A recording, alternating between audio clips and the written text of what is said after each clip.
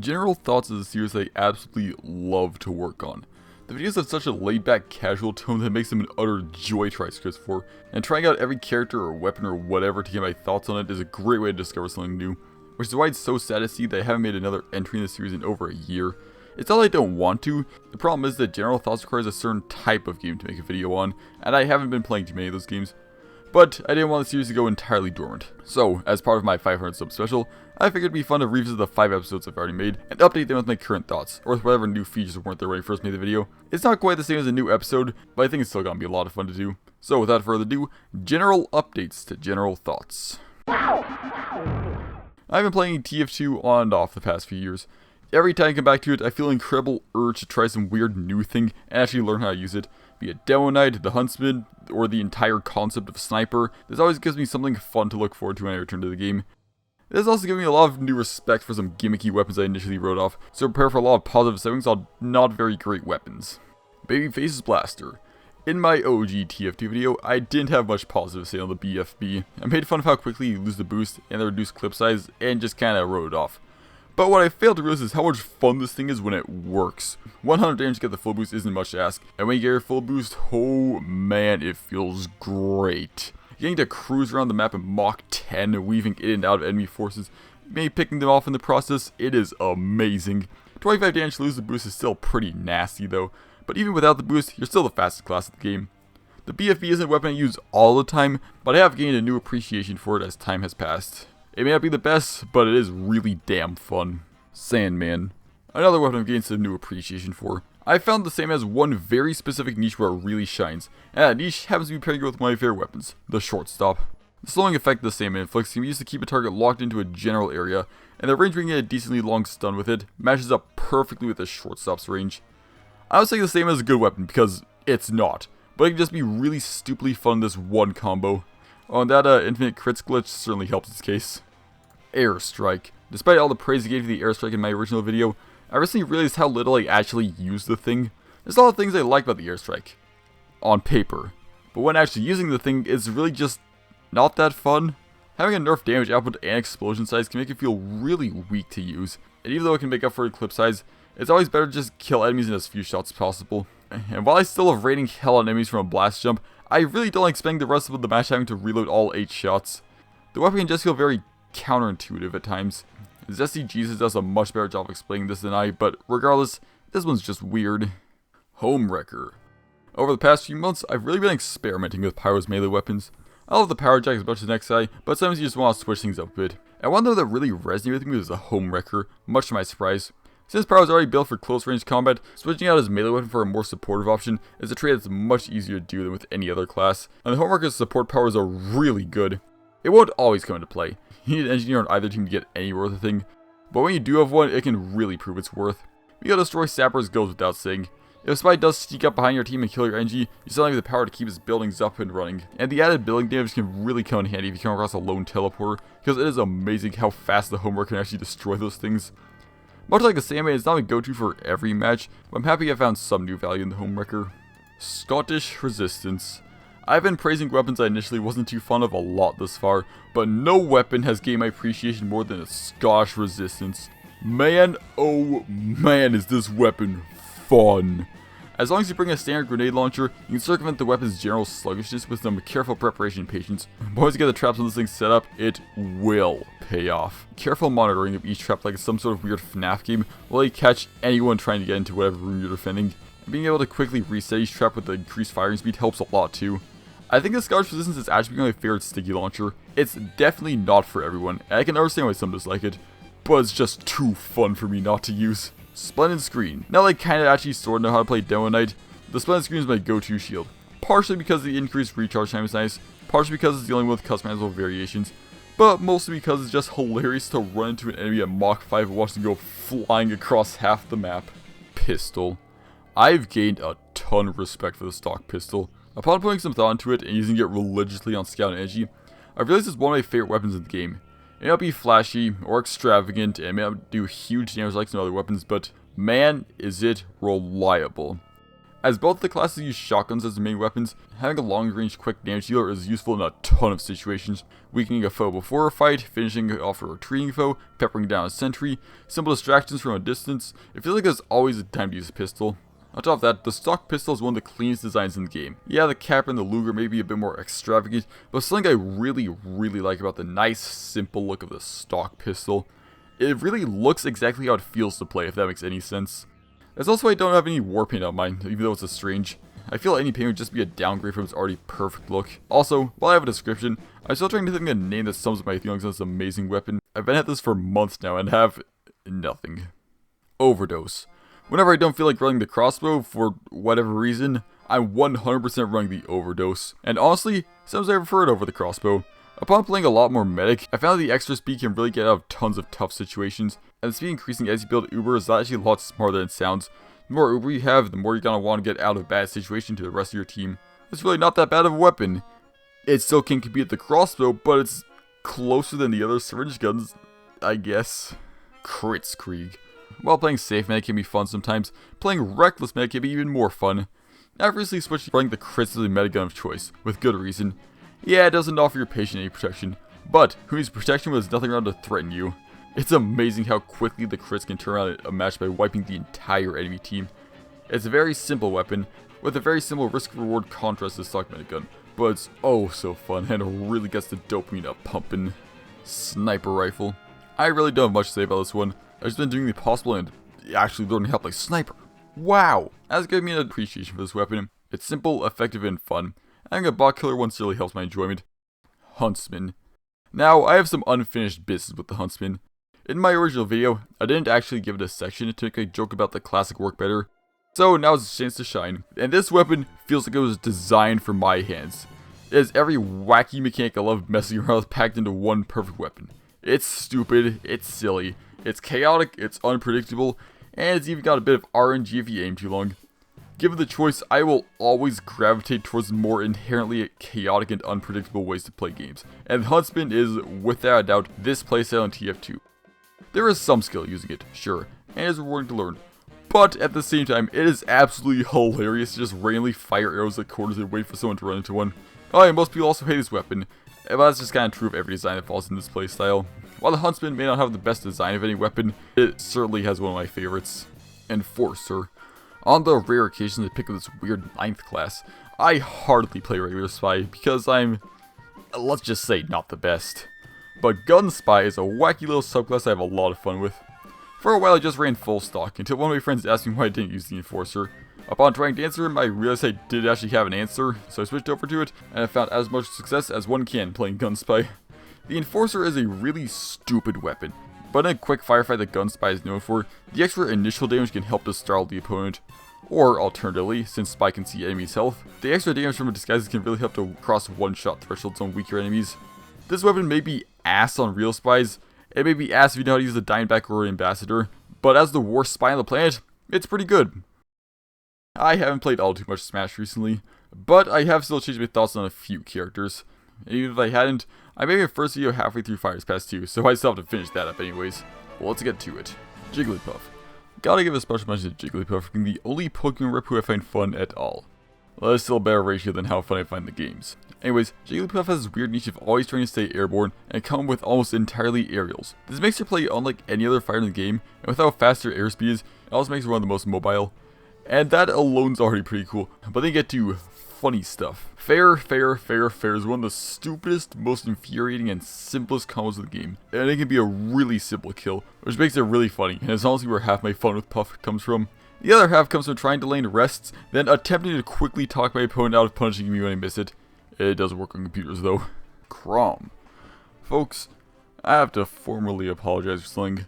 I actually really like Crom and Smash. I know it's tragic. Me actually liking something about Crom. Alas, the world is full of surprises. Yeah, this guy's fast-paced style really just clicked with me, unfortunately. While I for Marth, Crom's a nice change of pace, especially with the signature funny, Cromicide. You can bet that anytime I'm up a stock, or at a higher percent, I'm gonna throw all my chips in one basket and go for it. It doesn't always work, but when it does, it's a riot. Pit. I don't know what I was on when I wrote the segment for Pit in the first video. I was praising the guy way more than he deserved. This guy is impressively not fun to play. Yeah, his kit looks pretty good, but nothing really flows together at all. He can do some pretty okay combos. He's got some kill potential. He's got some nice options for all ranges and a deflector too, but he's just not fun to play at all. I am really struggling to think of any reason I'd pick Pit over literally anybody else in the roster, and I'm coming up blank. What a nothing character. Villager. Turning things right around, I didn't praise Villager nearly enough in my OG vid. This crazy guy is elevated to one of my mains because his kit is so absurd, yet flows together strangely well, making him always entertaining to play. I mean, just look at this. Tree hijinks, RNG based turnips, the ability to get back on stage from literally anywhere, the most spammable projectile in the game, and my new favorite move, bowling ball. I love the bowling ball. A smash attack with infinite range straight down is just as stupid as it sounds. It makes edgeguarding with Villager absolutely hilarious. In case you can't tell, I really have a certain playstyle I like when it comes to Smash Bros. The wackier character is to play, the more I like them. And nowhere is that more evident than with Hero. I really don't need to praise Hero more since I already have an entire video basically ranting about how much I like him. So instead I'll talk about the effects of Hero. Picking up Hero basically changed my entire way of looking at any sort of game with builds. I had always taken an interest in the off-meta and always despised tier pickers, but Hero made me realize the best way to scratch off both those things. RNG characters. They are chaotic, unpredictable, and entirely unreliable, but when they work, oh man, it is brilliant. Though rather than the RG of think happens or doesn't, the stuff I really like is when this happens, one of these events will occur, a la command selection. The best example of this would be wild magic sources of the original RPG, Dungeons & Dragons. All this made me realize just how much I like Hero. He really does feel like a character perfectly designed for me. I can never see myself mating anyone else in the game. And in fact, he may have my favorite design of any character in any game like this. It really is everything you could possibly want in a character put into one ridiculous package. The Aegis. Alright, so about half a minute ago I mentioned how I don't like tier pickers, and one thing I hate equally as much are overwhelmingly top tier characters. The ones who don't have any clear flaws, where the objective of the game becomes simply surviving against them, and maybe doing enough hits to take a stock. Well, this is a formula that works well for Dark Souls. Dark Souls this is not, and in a fighting game it's just obnoxious. Anyways, the Aegis have some of these characters. They have weaknesses on their own, but put together they become nigh unstoppable. And pair the sheer quantity of spammable moves they can have some of the most brain-dead, undeserved victories you've ever seen. Luckily, if you do beat somebody sunk low enough to pick them, it feels oh so satisfying, especially if it's a lower tier character. Oh yeah, everything you mentioned also applies to Steve, even more so. But if I start ranting about Steve, I'll probably have an aneurysm, so let's just move on. Kazuya. There are two ways to play Kazuya well. On one hand, thanks to his expanded moveset, and having about twice as many moves as every other fighter in the game, this guy's got an option for every situation. Learning all the moves in his massive moveset is extremely rewarding, and the skill ceiling for him is so much higher than anyone else, with just how many potential combo strings he has at his disposal. On the other hand, you can spin the joystick in a circle, press A repeatedly, and just see what happens. Take a wild guess which way to play him. Sora. Never thought I'd actually see the day this guy got into Smash. I've never played Kingdom Hearts, but I'm happy for his fans. I'm sure he was one of the most requested characters for a reason. That said, the way he's implemented makes me wish he stayed out of the game. Basically, everything this bozo has is irritating for one reason or another. Projectile spam, long-lasting moves they can't get out of, the ability to recover from halfway across the universe, wacky voice lines, he's got it all. He can actually be pretty fun to fight if you have another character to play similarly to him, not that I know any of those. But in any other matchup, it's like trying to fight a fly with a rocket launcher. My thoughts on Bloons have definitely changed the least since I made my original video. I've been playing the game all too much, and even then I was pretty certain my original opinions, so I wasn't even gonna bother doing anything for this segment. If it weren't for the new tower, the Beastmaster released a few months ago, and I initially didn't pay any attention to it, but now it seems like the perfect time to go back and check it out. And after messing around with this mechanically amazing tower, I can confidently say it as a whole has become one of my favorites. But as for each path, well... Megalodon. Honestly, the fish can do nothing but sit there and still be ecstatic about its existence. Simply having another much needed water tower is enough to make you love this path. I can already see myself using it on many water-based maps, and making doing them all much less repetitive, since I can finally use more than 2 towers. The fish itself isn't bad either. It's not the most exciting path to look at it on its own, but that's just sort of how Beastmaster is as a whole. Most of the gimmicks are found in the tower itself, rather than the paths. It really just goes to make this tower feel even more special. Gigantosaurus. Big Dino is definitely my least favorite path for the Beastmaster. Not because it's bad, because it's not. The Dino's AoE is exceptionally large for a melee attacker, and its damage and ability are also phenomenal. The problem is simply that it's a land tower. It really doesn't stand out all too much compared to the long-awaited third water and air towers. So let the takeaway for this not be that I dislike the dino, but rather that the Beastmaster is such a good tower that this one ends up being my least favorite path, despite really liking it. The bird I don't know how to pronounce. I really don't have anything more to say on the bird. Most of my praise for it could just be copy-pasted over from the fish. It's really just the fact that we finally have a third air tower that excites me most about this path. It's not bad, it actually plays really similarly to the fish. But if I were to say anything more about it, I'd just be treading old ground. But yeah, I'm really satisfied with the Beastmaster as a whole. I can easily see it climbing up to be one of my favorite towers in the game. Much like the last game, I initially didn't have much to say on Three Houses. When I started playing this video, I had a few characters that got shifted around, but the list stayed overall pretty stoic. Until I went back and finished Three Hopes. Not only did this game help change my opinions on some characters, but it also introduced a whole new cast for me to throw onto the list. And yeah, these guys have some things worth discussing. But first, let's deal with everyone who's just getting bumped around. Here's an updated version of the list with all the changes pointed out. Now then, I was too harsh on Petra. Three Hopes made me realize that there is more to her character than her language quirk. She's still far from my favorite character in the game, as I still think she doesn't have much going on for her, but she is better than I thought. Now, Caspar though. Caspar doesn't have much going on either, but he's soared up the list because I vastly underestimated just how funny he is. I already had him ranked decently high for his jokes, but Three Hopes really doubles down with the humor. I think he made him a bit dumber, but for the sake of comedy. And it's not really like Caspar was known for his brains anyways, but man, almost every support this guy was in got a genuinely hearty laugh out of me. He is legitimately hilarious. And for some small changes. Feels way too much like bait, completely misjudged, much more interesting than I first thought. Why do you still have like 3 supports? You deserve so much more. And aside from a few other small changes, that's about it. I did also move Byleth around a lot, but I think I'm seriously just gonna have to do a whole video on him. Anyways, with the new characters from Three Hopes, the list looks more like this. And for an interesting change of pace, let's go from the top down and meet our new additions. Holst. Holst isn't the most complex character, but his reputation succeeds him. I haven't played Golden Wildfire, so I don't actually know all too much about Holst. However, he's Holst, and he's voiced by ProZD, so I think putting him any lower would be a crime. Gerald. Gerald finally managed to claw his way onto my tier list by being playable, so now I can confidently say that he's pretty not bad. Gerald doesn't really do too much to stand out from the other FE dads, but he doesn't really try to, and even though he's not the most unique, he's a pretty likable character. Anytime he's interacting directly with Byleth, you can really feel the bond they have, and it shows just how much Gerald looks out for his kid. Now, you don't get to see much of this in Three Houses because, well, yeah, but the two of them spend a ton more time together in Three Hopes, and it's really nice to see. When Gerald's not with Byleth, he's really not all that interesting. I feel that Eloise is generally better than him outside of being a dad, which Eloise also does pretty well. Oh well, nobody's perfect. Arvel.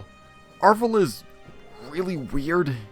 I don't find them nearly as enjoyable or interesting as their green counterpart, but they're not bad. Kinda spooky, kinda mysterious, and they have an entire alternate route. They do some weird stuff I haven't gotten, which may be why I don't care too much about Arvel. They also kinda just stop appearing halfway through the game if you don't go that route. Not because they're forced to like Silthus, it's probably just because the writers ran out of things for them to do. Oh well, when I inevitably replay the game, I'll probably go this route to actually see what's up with FMND's nuts. Now, before we get to the characters I don't like from this game, I'll briefly touch on Rodrigue. I haven't played Blue Lions in either game, so I don't know where he'd go. Simple as. I really do need to play those routes though. Okay, now that's over, it's time to look at the star of the show, Shez. Oh boy, where to start with this loser? I think Shez is a perfect example of how not to write a protagonist, because he has nothing a main character should. Personality, background, plot relevance, all foreign concepts to this dude. Shez is one of the weakest additions to the universe. It doesn't hold a candle to the rest of the three-dimensional interesting cast of Foden, because he's simply not. He's a 1D character who talks about one thing, the merc life. Shez is like the Fire Emblem equivalent of a vegan who has to tell you every time they eat that they're a vegan. Except anytime he mentions battling, he will, against all odds, bring up his time as a mercenary. Like, yeah, it's cool they like your job, but he really has nothing else going on. Well, that's not entirely true. Whenever he's not talking about the merc life, there's approximately a 100% chance he's going on about how cool his mom was, which is about 3% more interesting. Ah, but Shez does have some interesting stuff going on. He's got magical swords and a voice inside his head. Surely all this will be explained in an interesting way that... Yeah, it's never explained. And it also doesn't help that Shez's plot relevance is almost entirely non-existent. After the prologue, he contributes to the main story like twice. What a great main character. I've also been using male pronouns throughout this segment, and there's a reason for that. Male Shez's voice is the one thing I genuinely love about him. Smosh Guy does such a great job making him simply fun to listen to. I could listen to him go on for hours about nothing. Which is good, because that's what support combos are. Female Shez's voice actor does a fine job, but doesn't stand out nearly as much. It just helps me realize how boring she actually is. I might do a whole video about Shez, because they are such an utter disaster of a main character in every way, and I'm genuinely thinking they only exist to make Violet look better, in which case they succeed with flying colors. Monica. I'd like to take a moment to apologize to Cyril, Catherine, and everyone else I dislike because they're obsessed with one character. They have other character traits, and you don't really appreciate those until they're gone. Such is the case with Monica, who might just take the cake as the worst written character I've ever seen. Monica's one and only thing she has going on is how much she likes Lady Illigard. You think I'm exaggerating, but no, that's seriously it. There is exactly one support combo where she talks about anything else, and it's just a total snooze fest because she has nothing else to talk about. Oh, but she must be pretty good when talking about Illigard, right? I mean, that's where all the writers spend their time with her. Yeah, no.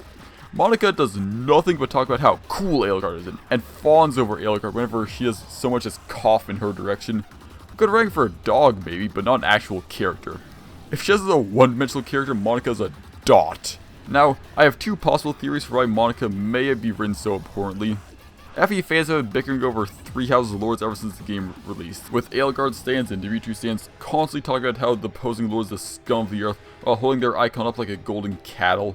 I think there's a non-zero chance that some folks at IS looked at this and decided to implement a character who acts just like these lowlifes into the game, so they could see firsthand how obnoxious they are, and thus, Monica. Alternatively, related to my Shez theory, they've designed her to make Hubert look better. Hubert is one of the best written, deepest, and most interesting characters in Vodlin, yet gets mocked sometimes for his devotion towards Edelgard. So there's a non-zero chance that someone at IS who loves Hubert as much as myself decided to add a character who attaches himself to Edelgard so much, people would realize how much better Hubert is. Well, whatever the reason, if there even is one, we ended up with one of my least favorite characters ever, who is a permanent stain on this game's roster, and it makes me wish we just got a playable Kronia instead. How miserable. And that will do for now. Solely because the Genshin section of this is so large that it'd be wise to put it in its own video. If you want to see that, you could subscribe and be notified of that, or you could not. I don't have the right to tell you what to do. Anyways, I'll see you there. Deuces.